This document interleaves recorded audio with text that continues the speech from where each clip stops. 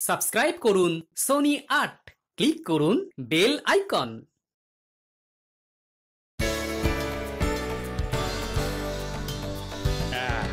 তোমরা তোমরা সকলেই হয়তো জানো যে বিজয়া দশমীর পর প্রত্যেকবারের মতো এবারেও আজকের এই দিনটা আমরা রাজসভায় একটু ওই আমোদ আহ্লাদ করে কাটাবো।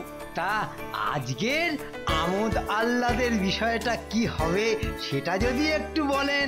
হ্যাঁ, তা তো বলবোই, কিন্তু তার আগে বলো তো গোপাল কোথায়? মানে তাকে আজ এই রাজসভায় দেখছি না কেন? তাকে বোধহয় আর এখানে দেখতে পাওয়া যাবে না মহারাজ। কেন কেন কেন দেখতে পাওয়া যাবে না কেন? উমা, আপনি জানেন না, শোনেননি কিছু? হা, কেন, কি হয়েছে? সে তো দোকান দিয়েছে। দোকান? কিসের দোকান? সে এক ভারী মজার দোকান মহারাজ। সেখানে টাকার বিনিময়ে মানুষজনের নানান